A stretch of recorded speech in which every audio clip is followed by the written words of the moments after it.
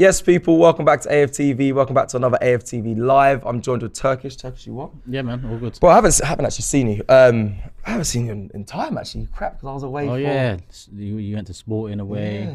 I haven't seen you in a minute, bro. This is the first time I've seen you in about a week and a bit. But listen, we've got a good show lined up for you guys. We're gonna go run through a lot of stuff. Obviously, you might have seen already from last night's London Football Awards, the images, the content that we were there producing. You may see a lot of that. We'll discuss a lot of it towards the end of the show, so stay around for that. I'm gonna recap over the past couple of days as well. Obviously, the Fulham game, looking ahead against our game against Sporting at home as well. And also, I wanted to talk to you about Europa League and Premier League and the chances of a double. Interesting. I wanted you to be here for that one. Balogun as well. I'm gonna have a big conversation on Florian Balogun. Maybe a little bit of Trossard, and then obviously to end will be the London Football Awards. But before I get into it, just to let you guys know, we are giving away a PS5. Another one. It's probably like the 6th PS5 we've given away. You have to head over to AFTV's Instagram for all the information, but there will be a link in the description as well after this live. So make sure you guys check it out. I'm going to check it out as well because I want another PS5. I actually want to return my one, get a refund, and then take one from here because we always have PS5s and I never get them. So Robbie, if one goes missing, it was Turkish. Right, so let's just start off quickly. I haven't seen you since Fulham. I know you've done Forever Arsenal, guys. Make sure you guys check out the content from that coming your way. Just a brief, quick round off on what you thought. Was really happy with the performance. Obviously, the football was incredible, but what was it like? You was at the studio, I believe. What was your thoughts on just quickly? That first half was probably the best 45 minutes of our season, in my opinion. Sick. I can't lie to you. The football we played, and don't get me wrong, the first 14 games of the season, we was literally dominating, controlling team. We was playing some of the best football I saw in years. Yeah. But this season, when I look at that first 45 minutes against Fulham, how much it meant having, Manchester City scrape a 1-0 win against Palace with a penalty, what it meant in terms of going 5 points clear, seeing Trossard back, seeing Jesus back on the bench, and then seeing the football we played. It should have been 4-5-6-0 at half time, but we scored the 3. And some of the football, some of the transitions from defence to attack was beautiful. I can't even lie to you.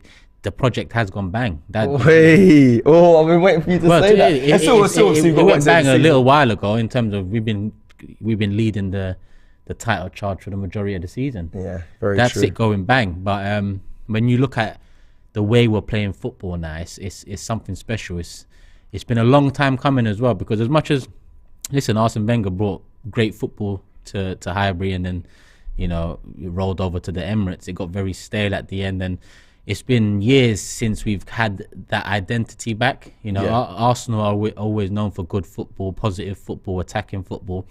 But at times over the last 4, 5, 6, 7 years, it hasn't really been there, if I'm honest with you. Yes, of course, we won FA Cups. But at the same time, now the football we're playing just resonates so much with Arsenal Football Club and what we should be doing. Yeah. And not only that, it's not about good football. Because in years gone by, if you ask me, would you? Well, it's not really a question, but in years gone by, when we wasn't challenging for league, people would still say we're playing good football. That's not it for me, because it's not. You don't go into seasons wanting just to play good football. You want that good football to help you compete. Yeah. And that's what Arteta's got right now. Slowly but surely, the good football and the mentality alongside it puts us top of the table by 5 points. No, 100%. Now, I'll just quickly just a brief recap. Obviously, Fulham, I was there. Energy was very right, I must say. Everyone I spoke with, the fans before and after, that was what I kind of want to touch on. The mood was incredible, absolutely incredible. And for me, I started the day with getting 3 points on my license. So it didn't start too well. And I was also worried about this game because I knew about the threats of Fulham away as well, Fulham being good this season. So, and in the group, in the WhatsApp group, I was saying I was worried and I don't think we're going to win this game. And luckily, I went to film a road trip video, but then in the end didn't want to put it out because I just felt I didn't have the right energy for it. We got to the game and why everything changed. I don't know. I just think it was just nerves. I don't know. I don't even know do you know what it was? It was sickness, the players' sickness and the injuries, and I had no clue. Normally, I'd have an inkling with whether a player's going to be fit.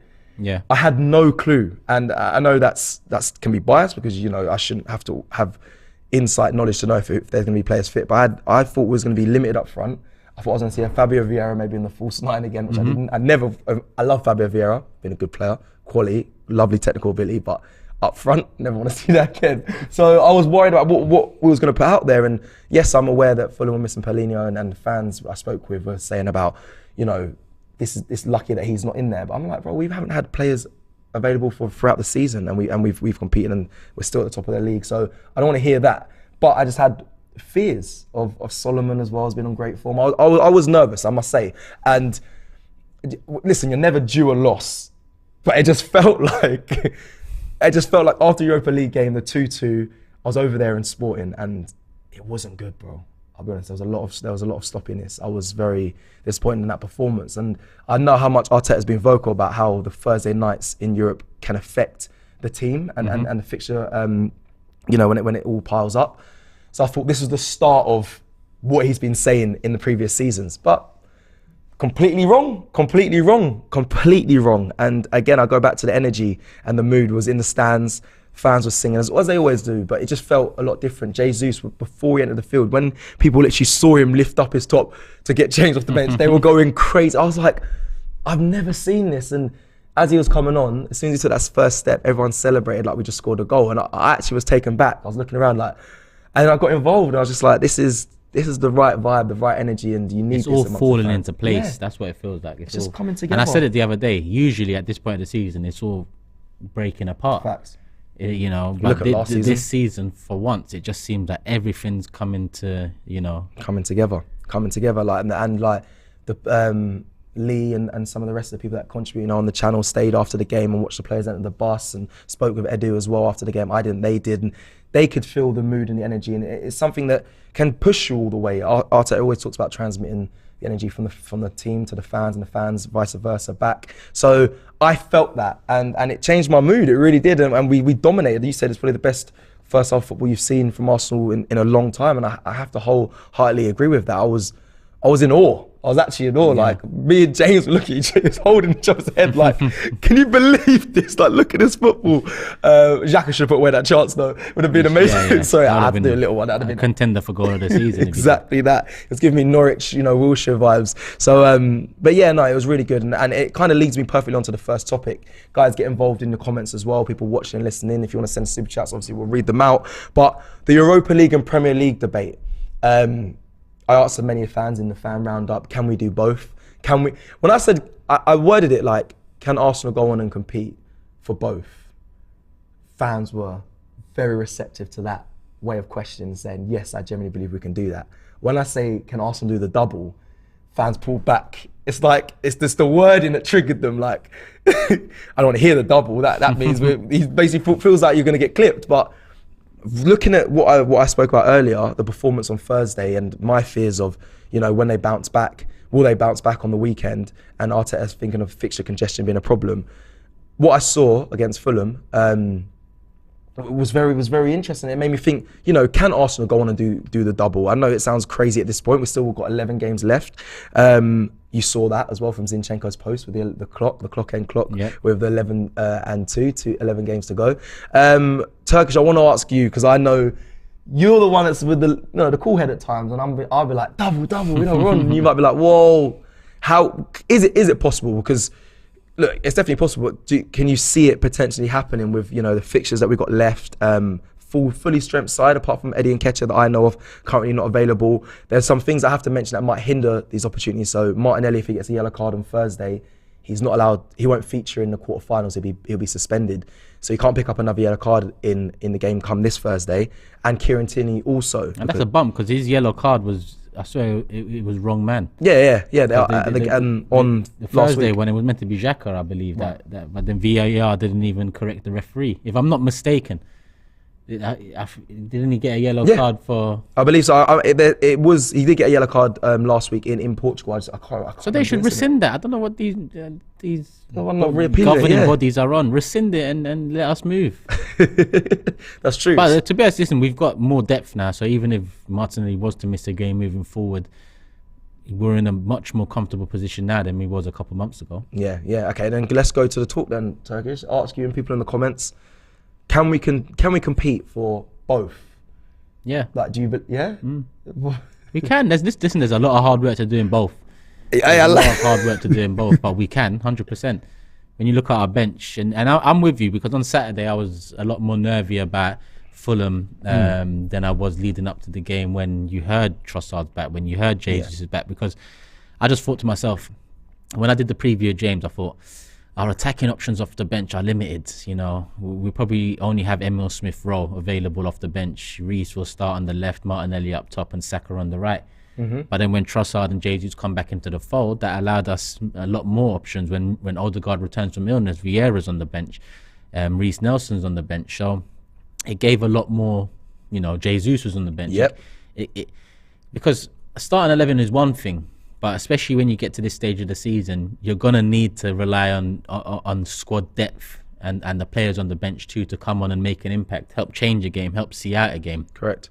And when we heard that news about Trossard and Jesus and Odegaard, to be honest with you as well, because he was out with illness in the first Sporting game. And Eddie as well. Could put Eddie in there or not? You knew about that before? Yeah, we kind of knew Eddie was going to be missing, but in my honest opinion, I think now we're at a stage where I think Jesus is our number one striker, Trossard is the backup striker, Eddie's third choice striker, similar to El Nene, who's the third choice six. Yeah.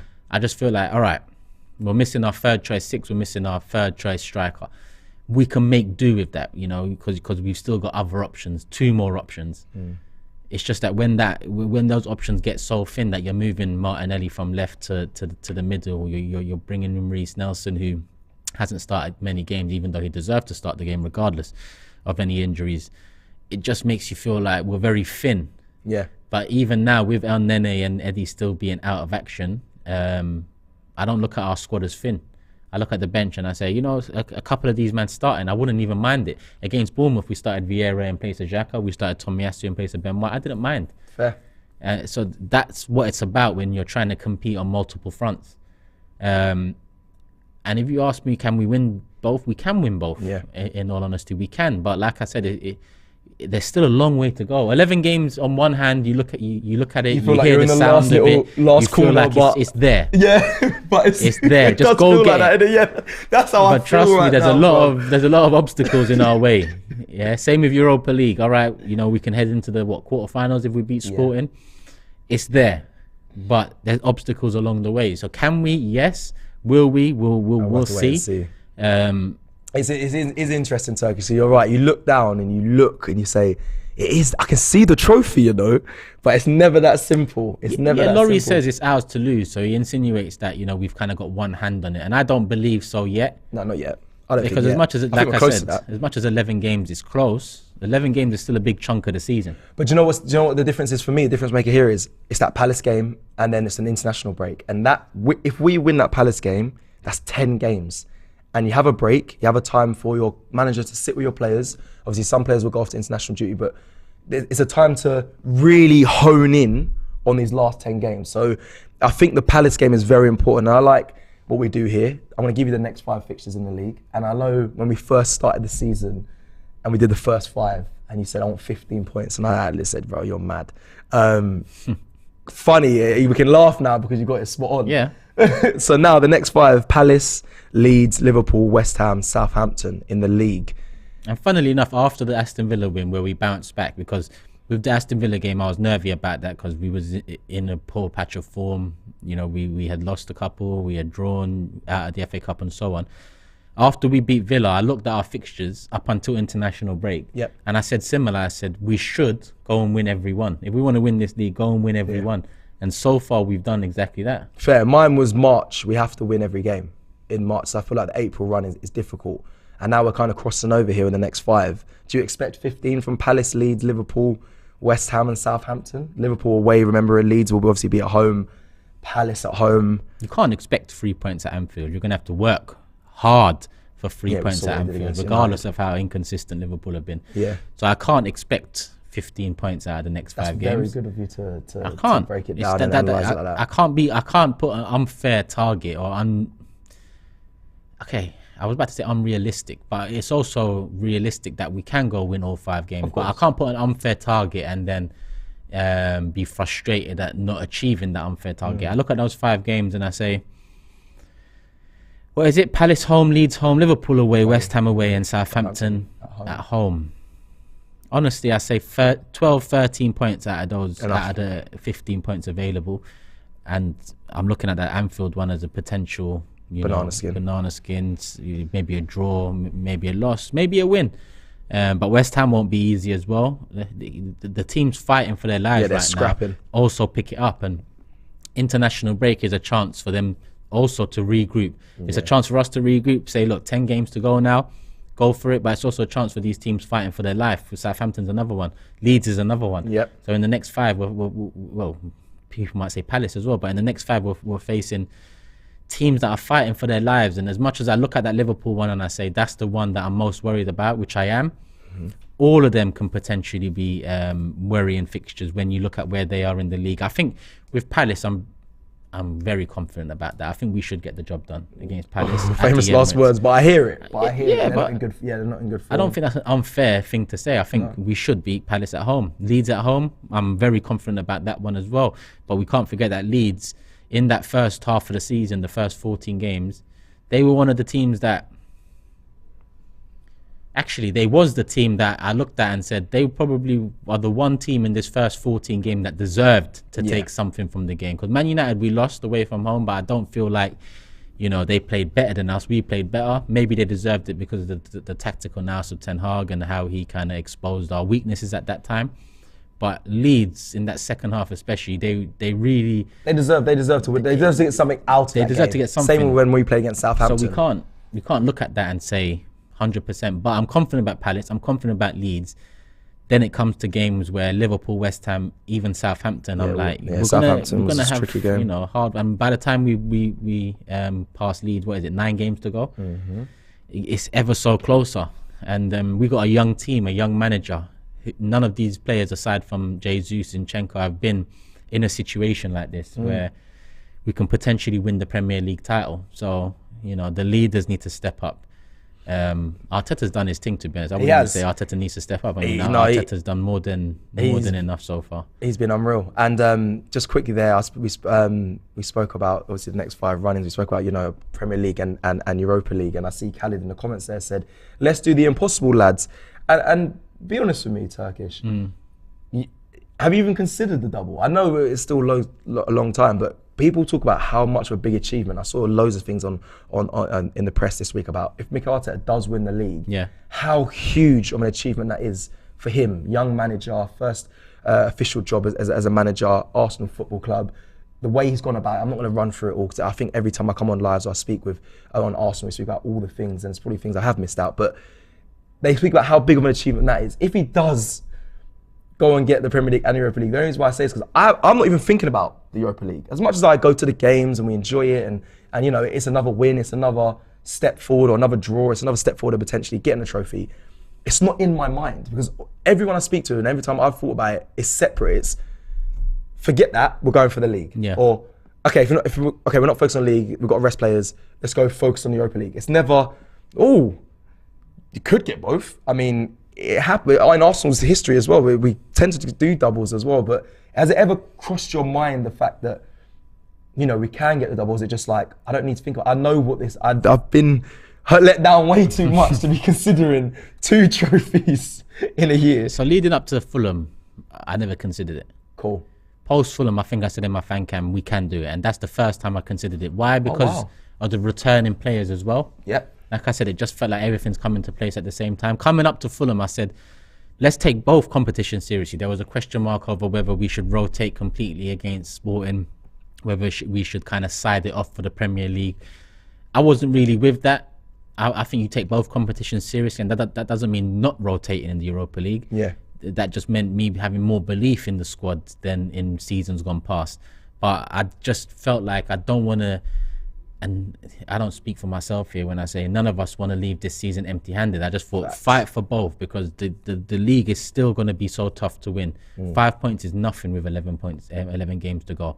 So go for both, because come end of the season, if Man City go on a run like we've seen them going in the past, even though I doubt it because they're not the same team we've seen in the past, then we don't want to look back at rotating in the FA Cup costing us, rotating in the Europa League too much costing us. I want to go for both, and at the end of the day, win something this season because they deserve it. Arteta deserves it. Facts. But then after Fulham, go on. When I saw the bench and I saw the impact from the players returning, Trossard, the game that he had, Jesus on the cusp of, you know, returning to be a starting player for us again. I just thought to myself, listen, if Jesus returns and Jesus comes back into the starting lineup, and then Trossard is our striker in the Europa League, I'm happy. Yeah. You know, if Trossard starts up front for us in the Premier League, I'm happy. If Martinelli's on the left, I'm happy. If Reece is on the left, I'm happy. If Saka's on the right, okay, there's not really much depth option there. But if Reece is on the right, I'm happy. So now I can see a bit of rotation. Vieira in for Odegaard, I'm happy. Jorginho in for Partey, I'm happy. So there's multiple positions now where I'm looking at it thinking, yes, rotate, because, you know, you're going to need to. But at the same time, that doesn't mean that rotation means I'm siding something off. I still believe you can rotate and go and win both. So I do believe we can win the double, if I'm honest with you. But again, me believing we can is based off of the good work Arteta's done, the squad, and the things falling back in place.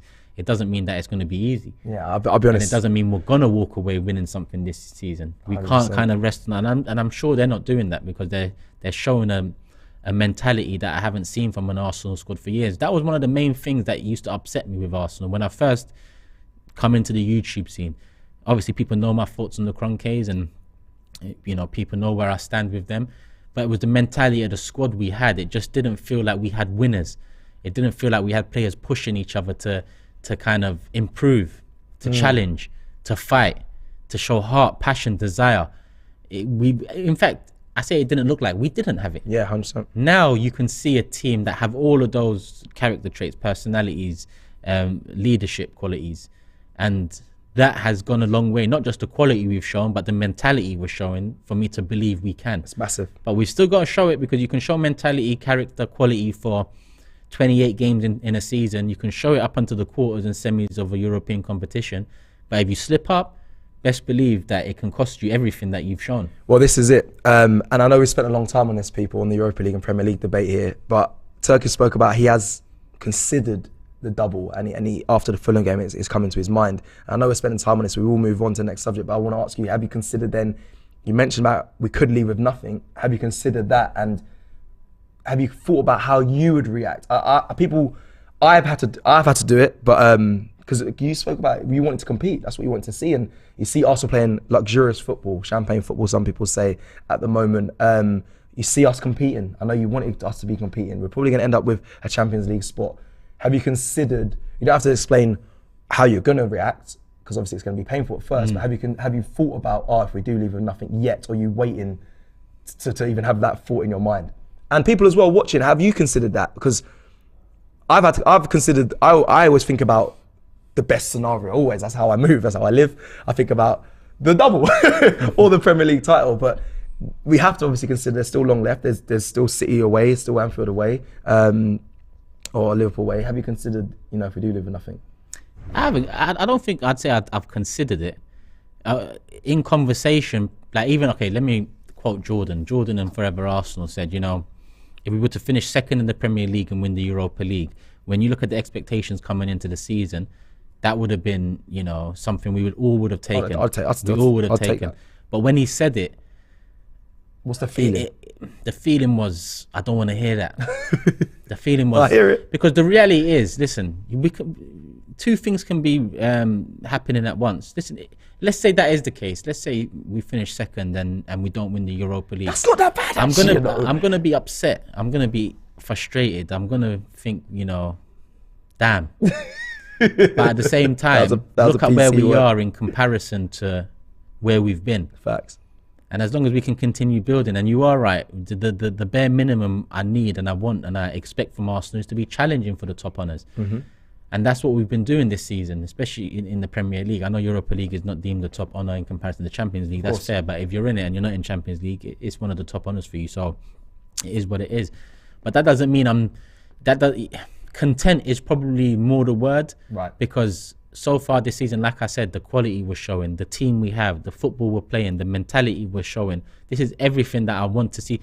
When I was growing up and I was watching Arsenal United go back to back and competing with each other, would finish second to United, I wouldn't be happy with that. I'd be upset with it. But at the same time, I wouldn't be like, we need to replace him. We need to replace him.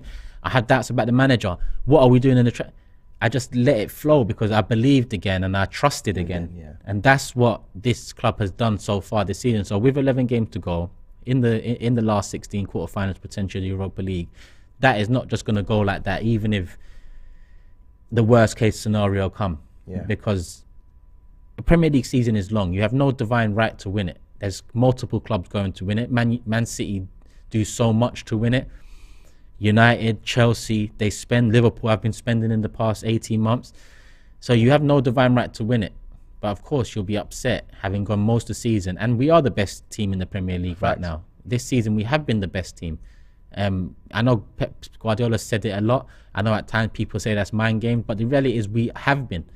We've dominated pretty much every fixture we've played this season, aside from Man City at the Emirates.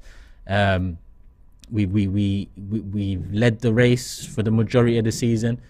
We are showing a new brand of football from Arsenal in years gone past, and we're showing a mentality to keep on going. Whether Man City win or lose, we get the job done more often than not. So worst case scenario happens at the end of the season and we don't win either, I'm gonna be upset. Yeah. Okay. No, I can't hide that. But at the same time, it doesn't mean I'm gonna look at anyone and start pointing fingers. I've done that in the past, and I believe I was right in doing that in the past because Arsenal weren't where we are now. But where we are now is more belief, more trust, more love. Yeah, no, I hear you, and I'm glad. Listen, I wanted to ask that because I've considered it, but it's obviously not the forefront of my mind. Mine is winning the Premier League. Now, we spent a long time on that topic there. I do want to quickly just put a poll in the chat and just, do you believe Arsenal can do the double? Again, when I say it like that, I had no people's backs get up. Do you think we can challenge for both and succeed? And look, yes or no? Name here says the fact we are devastated if we don't win the league shows how far we've come. That's a good real. That's a good way to round it up. Yeah. Because I used to be devastated being second to United, but like I said, no divine right to win the league. Yeah. And that time it was just us and United really competing for it year in, year out. Now it's completely different. So 100% we'll be devastated, but look how far we've come. Okay, perfect. The poll is in the chat now, so do get your thoughts and opinions in. Obviously, you can put yes and no, but yes, and because obviously we can, of course we can, but do you generally believe Arsenal can, or are you one of those fans that think, you know what, let's slow down, I'm only focusing on the Premier League? Because I'll be interested to know what the results come from that. Time to move on. Super chats, couple come in. Run them off. Best in the world's asking, what do you boys think the clock meant after the game? Well, I just spoke to production, and they are hopefully getting that photo up because people may not know what you're speaking about there. But obviously, after the game against Fulham, they had the clock. I did mention it at the beginning of the show in the dressing room, and the time on it was 11:02. 11 on the big hand, 11. 2 on the shorthand. Now let me just think how that is. Is that 10 to 2? But basically, I believe it means, or what I saw online, it means 11 games to go. The time's ticking. I guess that's just me looking at it from a fan's perspective and what I saw online. I saw some of the comments of what it was about. 11 to go, because that's what it had. 11. The big hand was on the 11, and the short hand was on the 2. I know if Arsenal weren't doing so well, that probably would have been ridiculed. I'll be honest, because I was just surprised. Like, they're doing dressing room photos, can always be laughed at. I'll be honest, they really can. But when you're Arsenal Football Club, you're currently top of the Premier League, and there is 11 games to go, and things are all rosy. It's more from rival fans you'll get they're doing dressing room photos, because I believe they did that when last season one was over celebrating. But I like it, and it goes to my opinion of what I said at the beginning of the show, top of the show. The mood and the vibe and energy is so right. Whether you can laugh at that and you think that's a bit too much, for me, I don't. It was a great win, a comfortable win. The boys seemed buzzing. The staff after the game, as they were getting on the coach, were happy, smiling. Everything just feels right. So for me, I like it. I'm going to see if we can get the image up as well for you guys to be put on the screen, just in case you didn't see it. But it was the whole squad, like I said, in the Fulham dressing room with the clock in front. Took a lot of prep, Turkish, didn't it, for them man to bring a whole clock. It's probably there already though. Okay, fair. Maybe it was a Mikel Arteta speech at the beginning of the game he used the clock. I don't know. Maybe it was there and then they thought, you know what, let's just use it in a photo. Or it might have been there prepped. I don't think they bring it to every game. If they do, I'd like to know why. But I should have questioned Edu about that when I was with him. Peter as well. Go on. Can you please discuss that if Arsenal beat Palace, they'll have the same wins and same points as the whole of last season with 10 games to go? That reads very well. I can't lie to you. Right, I didn't even know that. I don't really know what to discuss about it, Peter, if I'm honest, because it all comes down to what we've been saying for the past 20 minutes or so. The quality improved, the mentality improved, the trust, the belief, the atmosphere at the Emirates, away from home. It's all improved. Does it highlight anything to do with the quality of, I don't know, I guess I wasn't say the Premier League last season, but I suppose it's all subjective, really. I'm just trying to see if there's anything else, any angles we can discuss on that. We have mentioned a lot of the improvements of what we've seen so far. That's a bit eye-opening though. But again, we crack on them 10 games. We've got to get a load of points. 11. Still can't see 11. Sorry. 11. I'm reading 10 games. Yeah. 11 games left. But good super chat. Thank you very much. We are going to move on to strikers, but mainly Balogun. Florian Balogun. It's actually just Florian Balogun is actually the title and the heading I've got in front of me that I want to discuss. Do we need a new striker in summer? I am going to start by saying, apologies, I just looked at you then, but I'm going to start by saying I was campaigning for Arsenal to improve in the summer window. People listening as well, let me know your thoughts. That we need a new striker. I wanted one, a different type, a different style of striker for Arsenal. I feel like we need a depth in that position. We've seen injuries, we've seen illness. But Balogun is in tremendous form. He's over in France, absolutely killing it for Reims. He scored in the game on Sunday against Monaco with his weak foot. There he is on your screen right now. With his weak foot, left foot strike.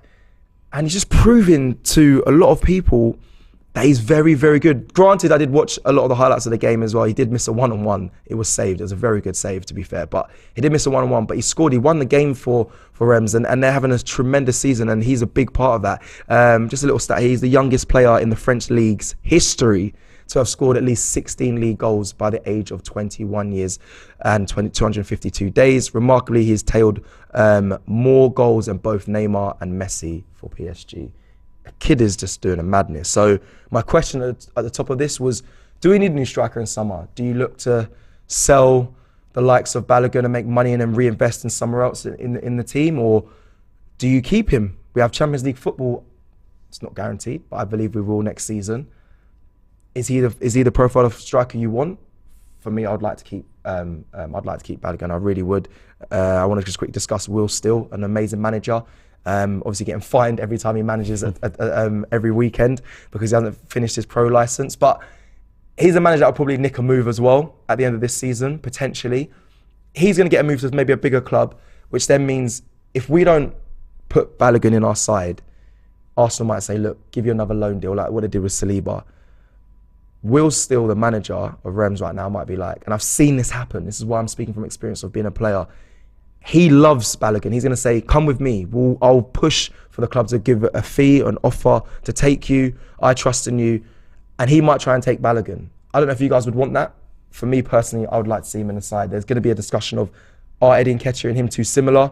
But Turkish, do we need a striker in summer? Would you keep Balogun? Would you look to sell him on? Your thoughts, please. I think people know that I've wanted a different profile of striker for a while. In fact, Best in the World here, one of our mods, he said, sell Eddie, keep Balogun and see if we can get a target man. That's literally what I've been thinking all season. Or, let's say in the past few months when you look at Balogun's form out there. But the more I think about it, there's still a lot of games to go. And there's still a lot of players that, in my opinion, can prove themselves. I mean, when I say that, I look at Trossard, who's been deployed up front. So realistically, he's an option up front because we've all been happy with him. He's a lot more similar to Jesus than Eddie and Balogun are. So I just think of it now as, I look at the midfield and I say, without a shadow of a doubt, we need someone in Xhaka's position to compete with, to rotate with, to add maybe a more proficient final third player. Without a doubt. I think that goes without saying. There's nothing in the next 11 games in the league or 6 in the Europa to tell me otherwise. That's a given. But with up front, I just feel like, all right, So right now, it's looking... So right now, if we talk about right now, it's Jesus, Trossard, Eddie and Nketiah, yeah? Yeah. On the left, it's Martinelli, Reece Nelson. On the right, it's Saka, Reece Nelson. And Smith Rowe on the left. Okay, and Smith Rowe. He might drop into the midfield at some point. And Smith Rowe. Yeah, Smith Rowe, yeah, go on.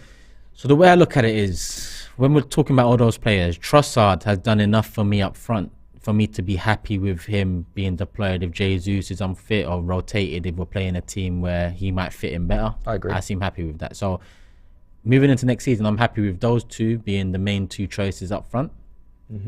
Then we talk about third choice, Eddie, Balogun. I'd prefer Balogun, but at the same time, you know, that's up to Arteta, and I'm giving that to Arteta because over the last 2 years, Arteta's done so many good things that who am I to argue it? Yes, in past videos and past things I've done on my channel, I've said keep, sell, do this, and offered my opinions. Content purposes, though. But yeah, yes and no, because I don't do content for the sake of doing content. At those times, I believe that the club is just doing so many things wrong that I was trying to give fans a perspective of maybe what we can do to make it right. Fair. Now, the club's doing so much right, Arteta's doing so much right, Edu included in that I feel like, who am I to tell them anything? Yeah. Look at what we're doing. We're challenging. So, Jesus, Trossard, first choice strikers, and then who's third? If you ask me, it'd be Balogun over Eddie. But then the question comes, do I still want a target man? The old school me will always want another profile of striker, maybe a more traditional one for an option. But at the same time, if Reece Nelson continues kicking on and he gets a new contract, and he deserves a new contract, then on the left-hand side, we're kind of sorted with Martinelli and Reece. That means Trossard will be primarily either backup striker to Jesus or second, third choice, left-sided forward to Martinelli. So there's depth in those positions. On the right-hand side, honestly, I think we need a player on the right-hand side because Saka plays so many games, and listen, he's available for so many games, and that's one of his biggest pluses. But I just feel like with the striker now, I've kind of not changed my mind, but I'm changing my mind in terms of Jesus, Trossard, Balogun. I'd be happy going into next season with those three. Even with Champions League football as well, you think that you're happy with that? You're looking at the whole season. You're happy that's good enough for you? Yeah. It's interesting because it's the same with me. I was like, oh, we need a striker, but then you pull yourself back and you think, am I being greedy that I'm going to want really a second or third choice striker who's just a different profile to be a different profile? Is he going to be any good?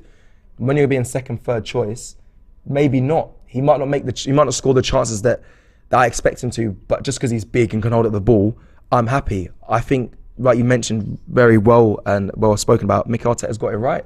He has got it right. Yeah. So it's more to trust in him, and the style of football we're playing does a big, solid striker. Does that flow well in the style of football we're doing? Maybe, maybe not. But I'm not going to be the one to say get rid of Eddie and bring in Balogun, because Arteta's with Eddie and Nketiah day in, day out. When it comes to training, he's going to know him the best. He's got it right when we was in need of points. He came in and done well. So I'm not going to bomb off Eddie Nketiah straight away. But Balogun is making a lot of noise, and I think when you go on a loan spell and you do what he's doing, you have to reward the player. That's the thing. I think in football, a lot of times I got frustrated in the sense that I was doing all I could when my manager maybe not want to come and watch me when I was on loan, or he says he read the reports of my games when I was on loan, but did they really? And when what Balogun's doing is creating enough noise to earn his spot in the Arsenal side, and an Arsenal side that's going to be flying next season. I don't know what that means for Eddie Nketiah on other strikers, because I agree with you. I think it goes Gabriel Jesus, Trossard, only just, by the way, and then Eddie Nketiah, due to how Trossard has hit the ground running. Can you have 4 strikers all competing for that spot? Maybe, maybe not. Do you push Trossard out to the left? I mean, that does congest the left side. Can you keep them all and give them all a fair amount of games is really the question. And I actually generally believe you can. But Balogun, it has to be a topic of conversation because he's been phenomenal, and fair play to him. And I really hope, as much as I said this, I always said he should go on another loan before he gets reintegrated back in. I changed my mind, as many fans are allowed to change their mind. I think you bring him back in because he's doing tremendous stuff and he's doing it at a very young age, and I think he'll fit well in this Arsenal side. It just has to be communicated to him that he may not be the main starter. And if he's happy with that, and I think he will be. I spoke to him over in Orlando when we was in the preseason tour, and I feel like he'd be fine with that. So yeah, that is kind of that topic. We've kind of put it in a nutshell. There's loads of super chats flying in. So okay, let's get to them. Let's get to them because we're on the topic. And there's loads. Thank you as well, everyone. Brandon says, this season needs an all or nothing special. Would be nice. Diraj says, we need a strong, tall front man. Tony seems the best option, but for the betting case, again, Diraj, a couple of weeks ago, I would have been saying the same thing. A couple of months ago, I would have been saying, but I think the needs to be, we need to believe Arteta knows what we need. That's how I feel right now. I'd love Tony, but at the same time, like Cecil said, how many strikers can you have, keeping them happy, giving them game time? It will be very difficult to do that with 3-4 options. Hit says, do we want a different number 9 profile? Fans didn't like that Eddie doesn't play like Jesus. Also, we have Trossard playing like Jesus. Target man may mess us up. A couple more. It's interesting. A couple more comments on Eddie that he offers different to Jesus, and Eddie is different to Jesus. But in my opinion, one of the things that he could either improve on because he doesn't bring is the link up and being able to bring in other players around him. And I'm going to use Haaland as an example. Haaland is an out-and-out striker that gets you goals, and what is he on now? 27 goals, and he's about to break records in this league. He should break records in this league, let's say this season. If not, he will break it in seasons to come at this rate, because you can see how hungry he is for goals, the positions he gets himself in. But he still gets criticised because he's not really helping the players around him as much as strikers or false nines in the previous years for Manchester City. So if a player is banging in 27 goals but still people are criticising because at times it looks like he takes away more than he brings, then I think I'm right to kind of look at Eddie and say, all right, he's different to Jesus for sure, but he needs to do more all round, and that's where my doubt comes from. Right. But yeah, Dave Jordan says, sign an experienced striker. There's a striker at Lyon called Lacazette who's got 16 goals. It could be interesting.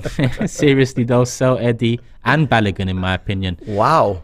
Which is, listen, with Balogun, he's kind of, his profile's never been greater than it is at the moment. Depending on what interest comes in and what Arteta needs financially, I'm not completely against that either. Like I said, it's up to Arteta now. He's done so much to get me to believe, to love, to trust again. That for me, whatever he wants to do, he wants to do. Sell Eddie and Flo 65 million and get Leao now. Rafael Leao, I like him. Do you know what? You just quickly back to our last super chat.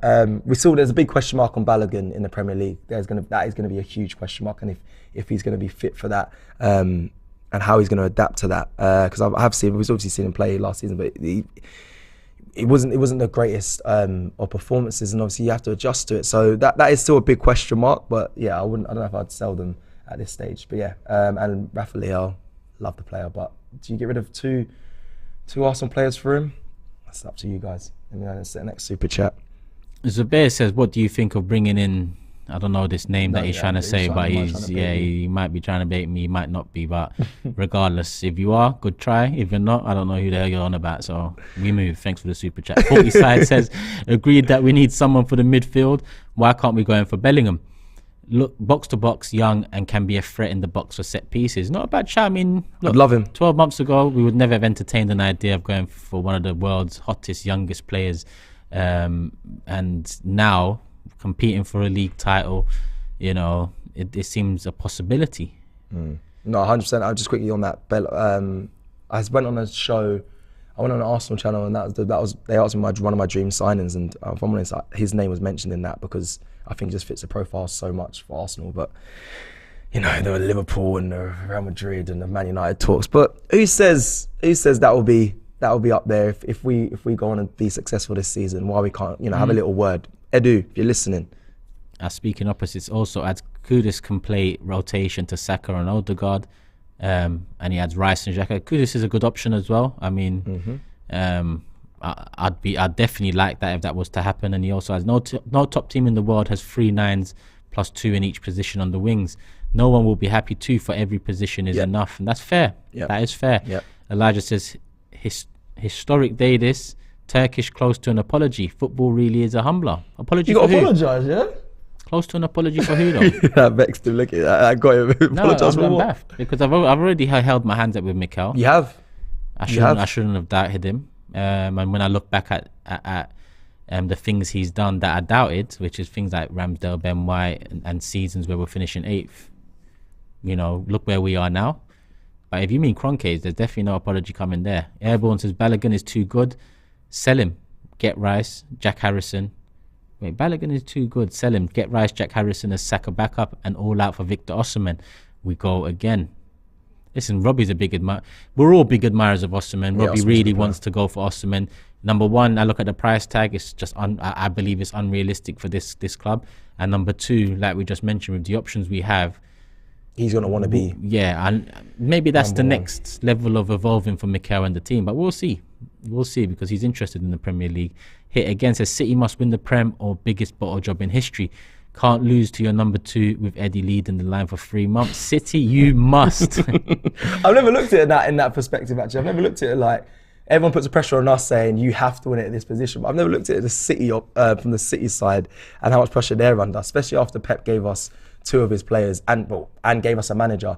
It's very interesting that take on it. But let's hope they don't. But yeah, that is an interesting take. Airborne Aris says Philip Billing for Xhaka backup. So Philip and Billing for Xhaka backup. No, Philip Billing is the one from. I'm thinking of one from Bournemouth. Yeah, I just called the first name's Philip. I like him, by the way. Not a bad option, and he probably would come anyway. That's a fair thank you for the super chat. That's quite interesting. Big Ash says, big up guys, just want to say a huge thank you Turkish for yesterday's Forever Arsenal. Absolutely hilarious. Everyone's talking to me about this Forever Arsenal. Go check it out. I'm going to watch it tonight because everyone's talking about it. Love the chemistry between you guys. Yeah, it was the best one we've done, I think. Seriously, yeah? Yeah. Proper, I need to watch that because I feel like, yeah, everyone, like I said, everyone's talking about it, especially in the office. Joe Wright with a super chat. Also, before I actually carry on, because the next topic is the London Football Awards, can you like the video, please? Can we get it to 1,000 likes, yeah? We're coming towards the end of the show. We're going to have a big finale of the London Football Awards and all the things that you may not have seen. Can we get the likes up? Very simple. Click it. It's free. Joe Wright says with a super chat, Rice, McAllister in the midfield, and Dembele has 50 million release clause at Barca, but does he want to leave? Rice, McAllister. Would you say McAllister? I'd take McAllister 100%. Interesting. 100%. Yeah, and Rice, obviously, I'm a big fan of Declan Rice from way back, and I think he's one of our number 1 targets for the summer. Hopefully we do get him. Herbert says, big up fam, when is the New York visit? Where in New York? That's you Turkish, I guess. Yeah, me and the Big Six are coming to New York June the 20th. So that's Tuesday, June the 20th. Returning June the 26th, Monday. Where in New York? Not sure yet. Still working that all out. Trying to find the best possible place to get around as well. But we're in New York, so we're going to eat wherever we're staying. We're going to be visiting where we need to visit. It'll be my first time in New York, so just look out for it. Is it? Yeah. Oh yeah, of course. Oh, your first time was last year. I was in the US as well. US people and people watching US, Arsenal fans. Stay tuned. I'm going to be in the US quite a bit. Same time you might be in New York. So just keep an eye out on, I guess, streams or socials. I'm over there for 2 weeks. And then I think Arsenal also doing a pre-season over there. So keep an eye out for that. William with a super chat says, to Cecil's question about whether Arteta can play Balogun, Eddie and Jesus. I agree. Jesus and Eddie are versatile. Both naturally play on the wing. In my opinion, good alternative when resting Saka and Martinelli. William, I'm with you, my friend. I think it keeps a happy camp as well of players, which is what is needed. Obviously, Kieran with the comment says Cecil hunting down the Kroenkes again. I won't be hunting them. That's the wrong word to use. They've still got a lot to prove, but I'm happy with them so far. So I won't be hunting them. But a good little link up and a meal would be nice if you're watching, Josh. Best in the world one. Back around me. Yeah. Turkish does not want no food on invite. A little meal. They put that meal money into the club. Best in the world one says, tried watching the tactical show. Tough watch, love all the content. Is that for a reference on Forever Arsenal? Lee's just started something that.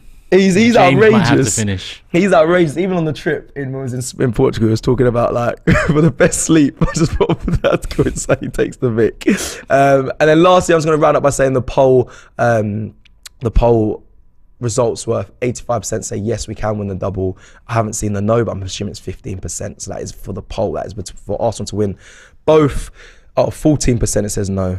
Interesting. It says 85% yes. I wonder what that 1% went. The poll completed with 1,300 votes. So thank you everyone who got involved in that. Time to go to the London FA Awards. Just to give you a little reminder of what happened yesterday. Take a look. Come on, give me some love. How are you? Good to see you. How are you? You alright? I'm very well. How are you, sir? My first time I meet you. How are you? You okay? Very nice to meet you. I know you very much because you became very famous, much famous than No, don't say that. No way. You're the legend. How you doing? Listen, thank you for trust out, man. Great decision. Yeah. Great decision. Yeah. You know? Yeah, we are happy. We are happy. We are happy to. Trossard and Jorginho. Both of them brilliant. Yeah, I think we are very happy with the player what we have in the squad. I think we create one squad which you guys can see the way we playing, the way we behavior, the way we try to show you guys, all the fans, how excited we are as well to be in Arsenal. So we represent the club. So that's what we really want to do for not for now, but also for the future of this club. Yeah, he said that in Nuremberg. I remember we stopped you. He said, "Just wait and you'll see." And I was like, "Edu, man, but you're right. You've got a spot on this season so far, Edu." Yeah, because I think we've seen before. We would come round. One of the main men walking past him. There he is. You have the right people, you know, inside the club. To be fair, do those. Just to kind of break it down quickly, because I'll be completely honest. I knew about the awards, but I didn't understand the awards. I didn't understand what it was. I just knew it was a London Football Awards. So it is what it says. Just to give you an understanding, independently judged by leaders from football administrations and the football media, the London Football Awards celebrates the very best of London football. Also, that one was sponsored by the Willow Foundation as well, a really good foundation giving back to the community. To run through what Arsenal won: Manager of the Year, Mikel Arteta; Goalkeeper of the Year, Aaron Ramsdale; Young Player of the Year, Bukayo Saka; Premier League Player of the Year, Martin Odegaard; and the Power of Football Award on behalf of the Lionesses went to Leah Williamson. That is amazing. We cleaned up. That's what the title says of this live, and we really did. It was nice to see so many Arsenal representatives there, players, ex-players, probably why we was invited. No current Spurs players were there because they're doo-doo. So it was nice to have a nice aura amongst the award show. And I know I'm going to do a lot of the talking in this segment before we round off the show.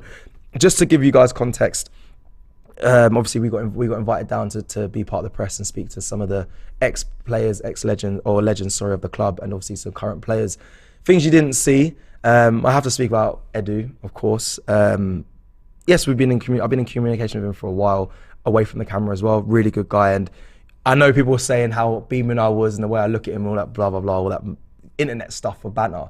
But it's generally because of how open he is when we see each other, and not even just me. It'll be various people from the channel, lead judges. He met Julian and that Pippa and everyone as well on the weekend. But he's very happy to speak with us. He's very open. He really wants to build the connection between the fan base and the club. I know Mick Arteta always speaks about it, but I feel like Edu's the one that really is championing it, just through the way the conversations we have online, and also when I met him. And to give you guys context, no one was supposed to interview Edu. He wasn't part of the media. So when we got a list of people that we could speak with, he wasn't on there.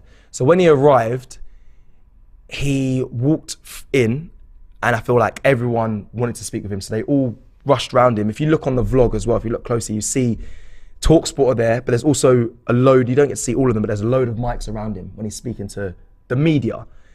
At that moment, he reckoned or saw me, and listen to me, just to be blown. I hate doing all this, but he winked as he was speaking to the other people when they had their mics in his face. So I said to Robbie, let's just wait and see if we can get I'm sure he will come over after. It was a risk because, again, he wasn't on the list of people to speak with. He was being rushed in and supposed to go straight to the awards.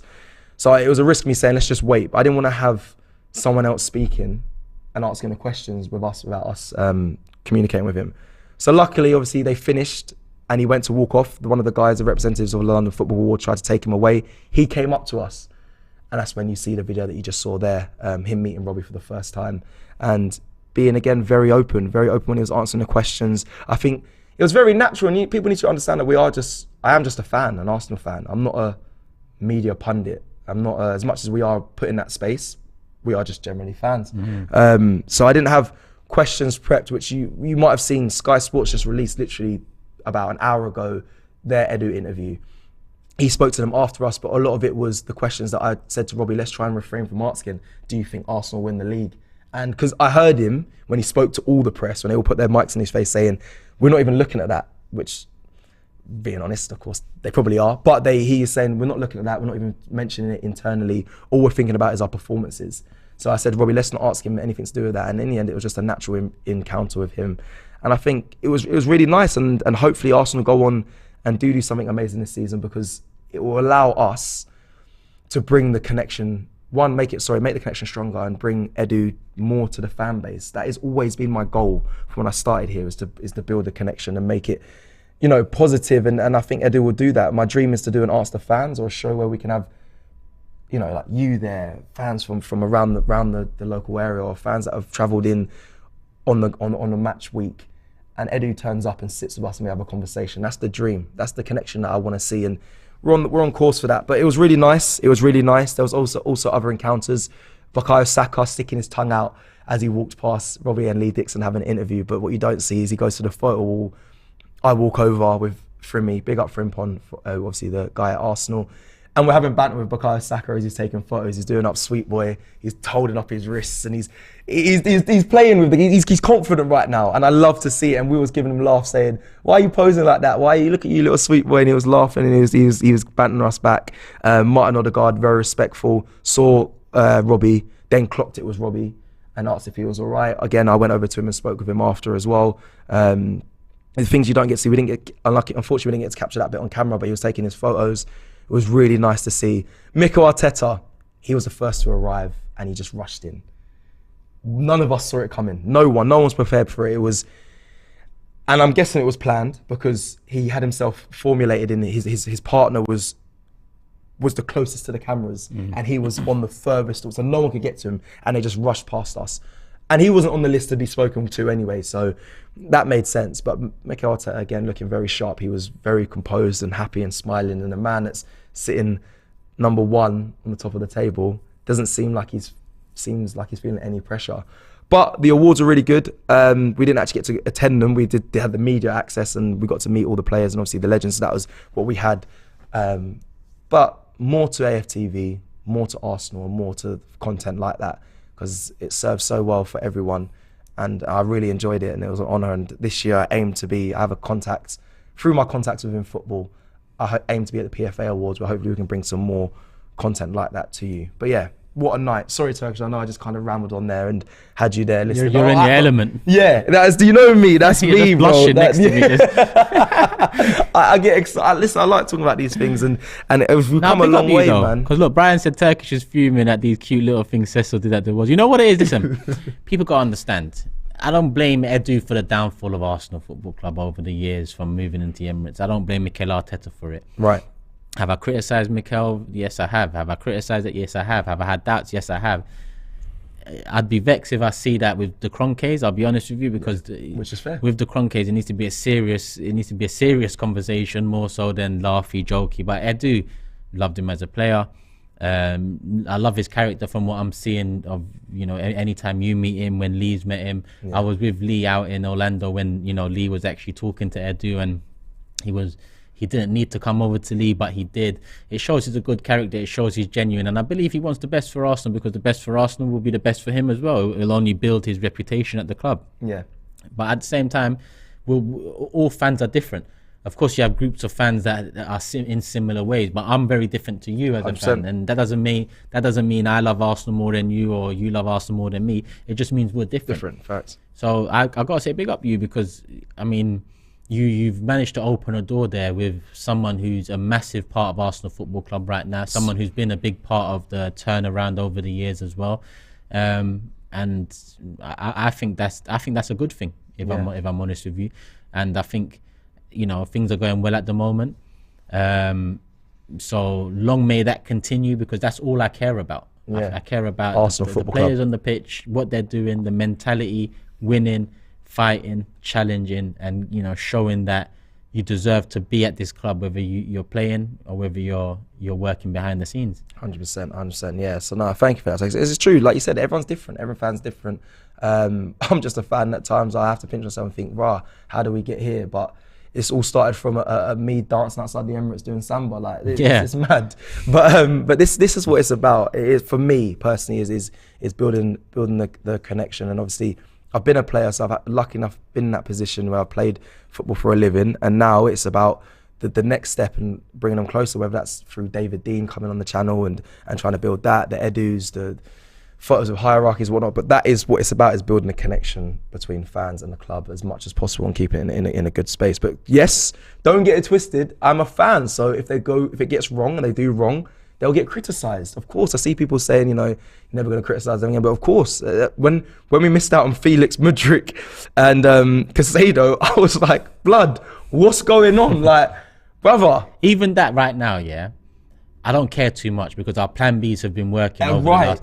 The only thing I look at that hasn't been fixed is the selling side of things and getting top dollar for the players we have. But lucky, I don't want to sell anyone. Yeah, we're sitting on assets. Lucky right now. We're at a stage where we're not where we was a couple of years ago, where I'm thinking, Edu, what are you doing, mate? Yeah. How are you letting this guy go for free? How are you paying this man to go somewhere? How are you losing out on this one because of a few thousand or a few million? Now we're in a very different place. Yeah. So it's not about me looking back, because like I said, it's not Edu's fault we were dragged through the mud. It's not Arteta's fault we were dragged through the mud. It's the Kroenkes. And maybe one day they'll be open to a conversation about it.